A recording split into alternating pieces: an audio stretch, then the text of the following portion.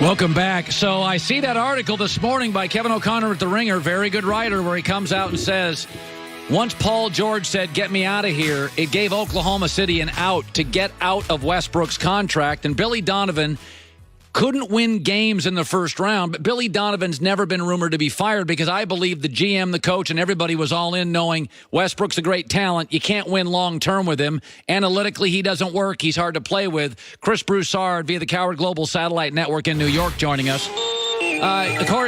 Broussard, I hear you disagree. You believe that Oklahoma City really thought with Westbrook they were going to win a championship.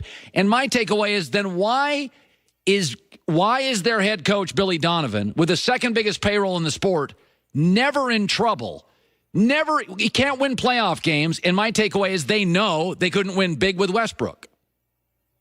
Well, they may not have thought they were going to win a championship with Westbrook, but they certainly thought they'd be in contention. Remember, for the most part, Sam Presti has only known one thing as the GM in Oklahoma City: title contention. It's been that way forever. And as far as the coach, remember, look how long they went with Scott Brooks.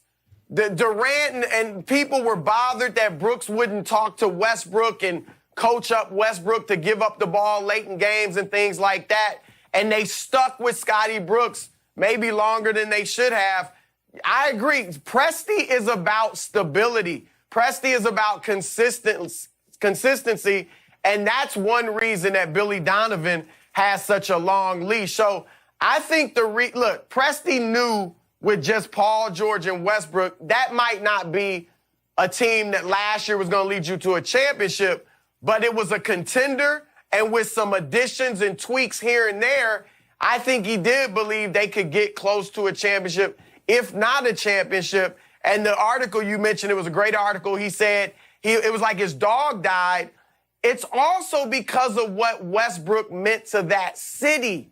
Remember, Colin, he saved that franchise. When Kevin Durant left, if Westbrook had demanded a trade or not signed that extension and wanted out as well, that franchise would have fallen apart. And so Presti knew once George wanted out, he knew Westbrook was next. And I think that was a big part of why he felt that way. Were you shocked at all by the control Westbrook had in the organization, from basically mostly banning pregame interviews to telling the team when they could travel and not? It was very LeBron in Cleveland that Westbrook essentially would tell the GM, would tell the coach, would tell the roster when we're doing things, when we're not. Were you shocked by the level of control he had either accumulated or demanded in that city?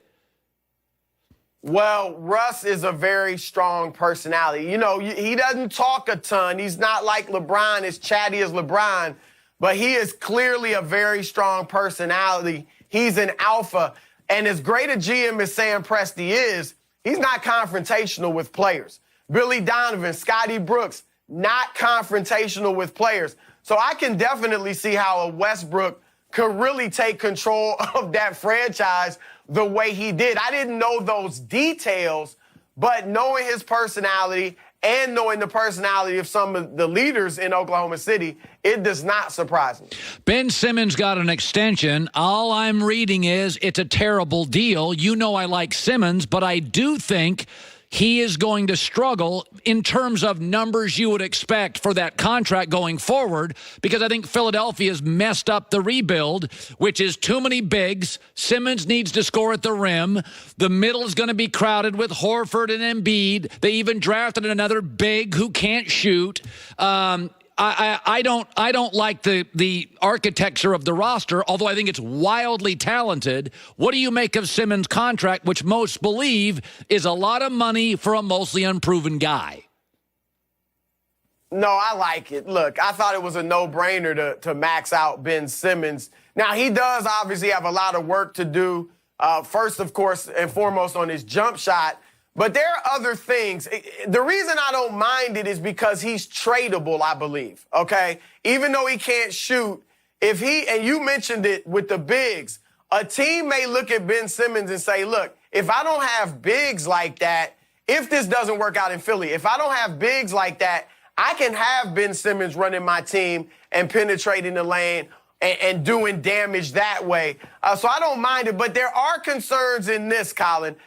I have to see more evidence that Ben Simmons loves basketball, okay? Because there is evidence, and we've seen it throughout the history of the league, sometimes when a guy gets at max money, he doesn't improve and doesn't really, that's because he doesn't love the game and he never reaches his potential. Here are a few things that make me wonder about Simmons. Number one, he didn't have a max contract. Number two, he hasn't won big, and he still wasn't working hard enough on his game. He still wasn't improving that jump shot. So now that he has money, will he work to improve? And he's not in the Lonzo Ball category, that extreme, but there are too many nights when he just doesn't bring it, when his motor is low. He can override his lack of a jump shot to some degree if he plays more aggressive and forces the action more, because he'll draw attention and he can pick apart the defense by passing to open teammates, or he can score over guys because he's 6'10". So I need to see a little more evidence that he loves the game, but I think this was the right thing to do. And you just watch it. I heard you mention Chris Paul. I mentioned Chris Paul last week on the show. I wouldn't do that deal now, but I would watch, have it in the back of my mind, watch how Chris Paul plays in Oklahoma City or wherever he goes, and watch how Simmons plays, improves, and his chemistry with Embiid on the court. By the way, the over-unders came out. Clippers, 55.5 wins.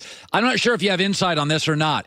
Kawhi has acknowledged load management helped him be healthy by the end of the year.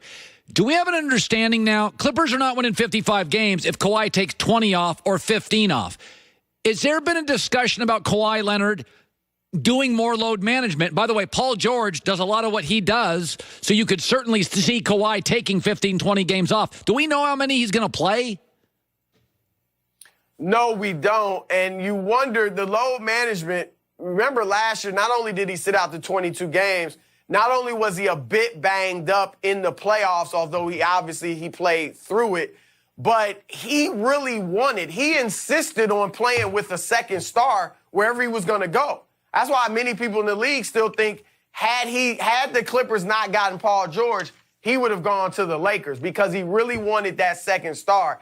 So that shows you how important it is for him and how taxing last season was, even with the load management. So, yeah, I would expect some load management. But here's the thing, Colin. That Clippers team won 48 games last year without a star. Paul George will be playing when Kawhi is on load management. And remember, Toronto went 17-5, I believe, with Paul George sitting out, with Kawhi sitting out last year. So I think the Clippers will be able to win games even when Kawhi sits out. I don't think it'll be as high as 22 games, but we'll have to wait and see on that. Chris Broussard, good talking to you, bud. All right, Colin. You bet. Our three issues today. A lot of NFL today. Golden Tate calls Matthew Stafford, not Russell Wilson, the best quarterback he's played with. I'll address that.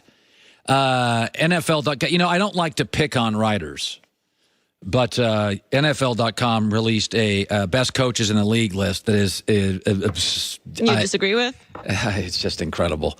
You know, years ago, I used to take, I should say this, I used to take phone calls. Like I was a radio host, and you've been in radio. Yes. And then over the course of time, I took less and less and less and less and less phone calls. And one of the reasons was, and there were several reasons. One of them was I wasn't learning anything from calls. I was learning stuff from guests.